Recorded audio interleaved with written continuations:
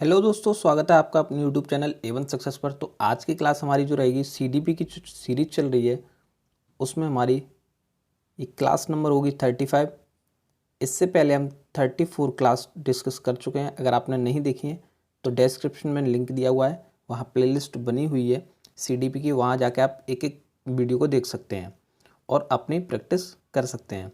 तो ये जो हमारी क्लास होती है वो बाल विकास एवं शिक्षा शास्त्र के वस्तुनिष्ठ यानी कि MCQ प्रश्न होते हैं इसमें, इस क्लास में। और ये हमारी हेल्पफुल होने वाली है CTET और अदर स्टेट की जो हमारे टेट एग्ज़ाम्स हैं उनके लिए काफ़ी हेल्पफुल होने वाली क्लास है। तो लास्ट तक बने रहिए और एक एक क्वेश्चन को देखिए और अपना मूल्यांकन कीजिए। तो इस सीरीज़ में हमारे 20 प्रश्न रहते हैं और आप उन 20 क्वेश्चन को as a mock test deal करते हैं। तो लास्ट में आप कमेंट करके ये जरूर बताएं कि आपने कितना स्कोर किया। तो चलिए बढ़ते हैं पहले क्वेश्चन की तरफ। पहला क्वेश्चन क्या है? पहला क्वेश्चन है कि असंगठित घर से आने वाले बालक सबसे अधिक कठिनाई का अनुभव करेगा। यानी कि असंगठित घर से आने वाला बालक सबसे अधिक कठिनाई किस में करेगा? ऑप्शन ए है स्वयं पाठ को तैयार करने में, ऑप्शन बी है स्वतंत्र अध्ययन में, ऑप्शन सी है रोजगार के संदर्भ में और ऑप्शन डी है अभ्यास पुस्तिकाओं में। तो किस में सबसे अधिक कठिनाई का अनुभव करेगा बालक? तो इस प्रश्न का जो राइट आंसर है वो ऑप्शन बी हो जाएगा, स्वतंत्र अध्ययन में। ठीक है, तो बी इस प्रश्न का क्या हो जाएगा? सही उत्तर हो जाएगा। आपने क्या आंसर लगाया इस प्रश्न का, वो भी आप कमेंट में बताएं कि आपने इस प्रश्न का क्या आंसर लगाया। अगले प्रश्न को बढ़ते हैं। अगला प्रश्न है हमारा, आप अनपढ़ माता पिता के बच्चों को अंग्रेजी सिखाना चाहते हैं। ऑप्शन ए है आप बच्चे से अंग्रेजी में बात करेंगे, ऑप्शन बी है आप बच्चे को अंग्रेजी में बोलने के लिए मजबूर करेंगे, ऑप्शन सी है आप बच्चे को मातृभाषा में बोलने से रोकेंगे और ऑप्शन डी है आप उसे मातृभाषा की सहायता से अंग्रेजी सिखाने का प्रयास करेंगे। तो इस प्रश्न का जो हमारा राइट आंसर है वो ऑप्शन डी हो जाएगा, बच्चे को उसकी मातृभाषा की सहायता से अंग्रेजी सिखाने का प्रयास करेंगे। तो डी हमारा क्या हो जाएगा? राइट आंसर हो जाएगा इस प्रश्न का। अगले प्रश्न की ओर बढ़ते हैं। अगला प्रश्न है, वे कौन से बाह्य कारक हैं जो एक बालक को कक्षा में रुचि लेने से रोकते हैं? तो कौन से बाह्य कारक हैं जो बालक को कक्षा में रुचि लेने से रोकते हैं? ठीक है, ऑप्शन ए है भावना और मनोभाव, ऑप्शन बी है संस्कृति और प्रशिक्षण, ऑप्शन सी है बालक का दृष्टिकोण और ऑप्शन डी है लक्ष्य और प्रयोजन। तो इस प्रश्न का जो हमारा राइट आंसर हो जाएगा वो ऑप्शन बी हो जाएगा, संस्कृति और परीक्षण जो है कक्षा में बालक को रुचि लेने से रोकते हैं। यानी कि बी जो है हमारा इस प्रश्न का राइट आंसर हो जाएगा। आपने क्या आंसर लगाया वो भी आप कमेंट में बता देंगे कि आपने इस प्रश्न का क्या आंसर लगाया।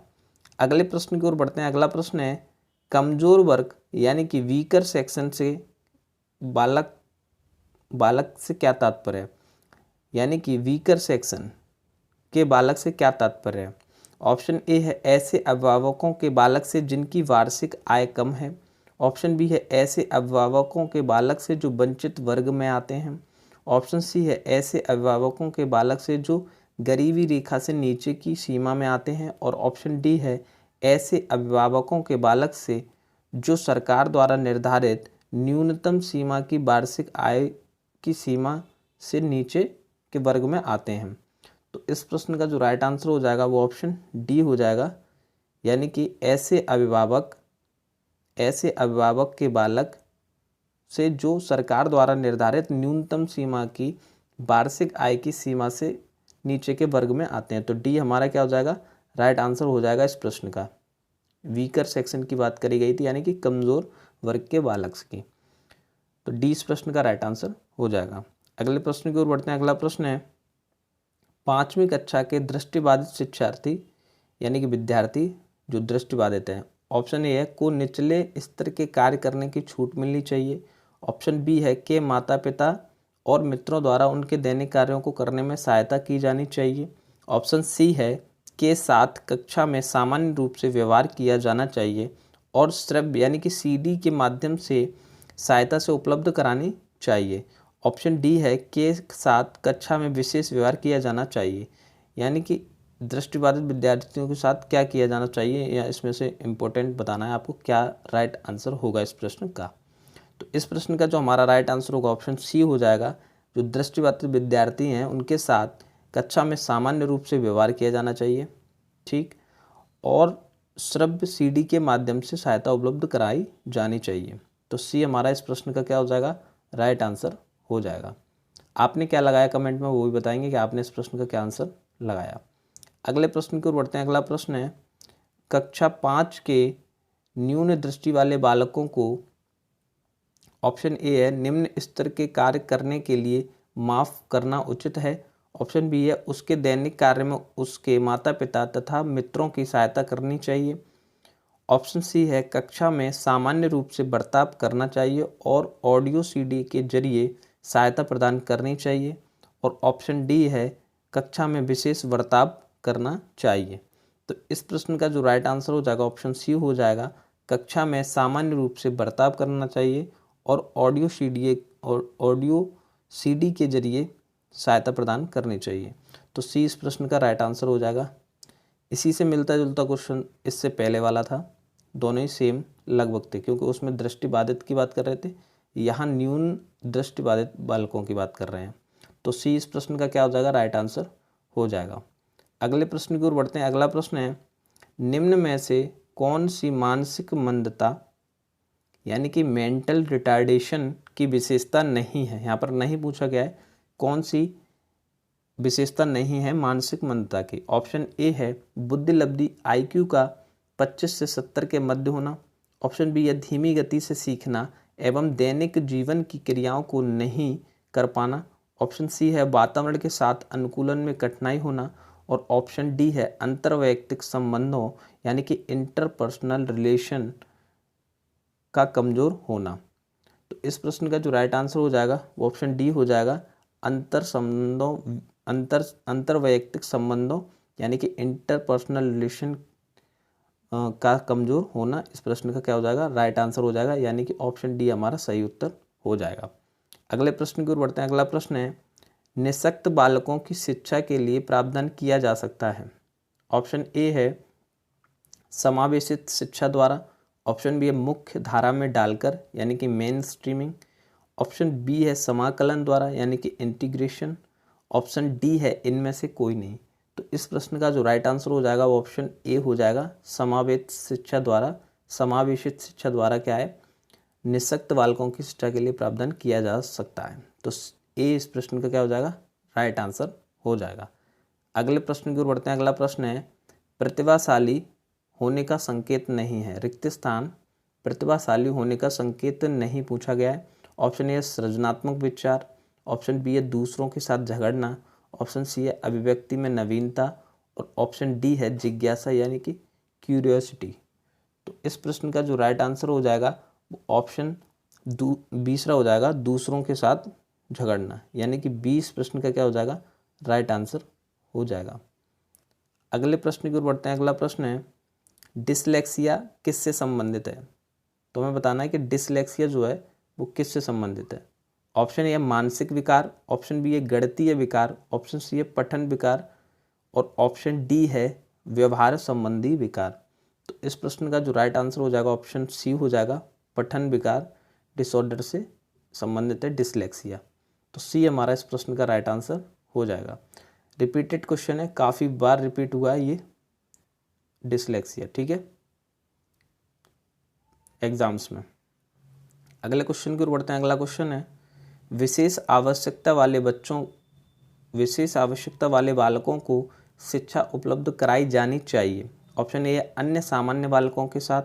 ऑप्शन बी है विशेष विद्यालयों में विशेष बालकों के लिए विकसित पद्धतियों द्वारा। ऑप्शन सी है विशेष विद्यालयों में। और ऑप्शन डी है विशेष विद्यालयों में विशेष अध्यापकों द्वारा। तो इस प्रश्न का जो राइट आंसर हो जाएगा वो ऑप्शन ए हो जाएगा, यानी कि सामान्य बालकों के साथ ही शिक्षा उपलब्ध कराई जानी चाहिए विशेष आवश्यकता वाले बच्चों को भी। तो ए इस प्रश्न का क्या हो जाएगा, राइट आंसर हो जाएगा। आपने क्या आंसर लगाया वो भी आप कमेंट में बता देंगे कि आपने इस प्रश्न का क्या आंसर लगाया। अगले प्रश्न की ओर बढ़ते हैं। अगला प्रश्न है, आप देखते हैं कि एक विद्यार्थी बुद्धिमान है, आप ऑप्शन ए है उसे सभी छात्रों के साथ संतुष्ट करेंगे। ऑप्शन बी है उसे अतिरिक्त गृह कार्य नहीं देंगे। ऑप्शन सी है वह जैसे अधिक प्रगति कर सकता है वैसे ही उसे अनुप्रेरित यानी कि मोटिवेशन करेंगे। और ऑप्शन डी है उसके अभिभावकों को सूचित करेंगे कि वह बुद्धिमान है। तो इस प्रश्न का जो राइट आंसर हो जाएगा वो हमारा ऑप्शन सी हो जाएगा। वह जैसे अधिक प्रगति कर सकता है वैसे ही उसे अनुप्रेरित यानी कि मोटिवेशन करेंगे। तो सी इस प्रश्न का क्या हो जाएगा, राइट आंसर हो जाएगा। अगले प्रश्न की ओर बढ़ते हैं। अगला प्रश्न है, समस्या के अर्थ को जानने की योग्यता वातावरण के दोषों, कमियों एवं रिक्तियों के प्रति सजगता यह विशेषता है। किसकी विशेषता है ये?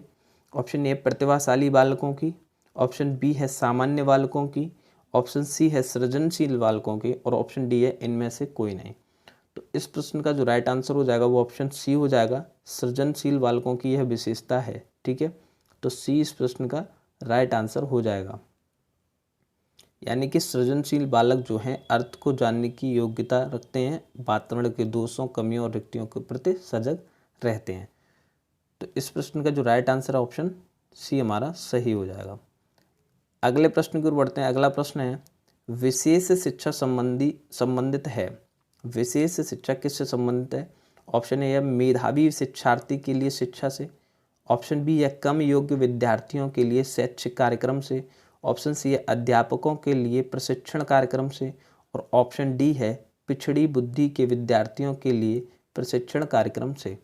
तो इस प्रश्न का जो राइट आंसर हो जाएगा वो ऑप्शन बी हो जाएगा, कम योग्य विद्यार्थियों के लिए शैक्षिक कार्यक्रम से संबंधित है विशेष शिक्षा।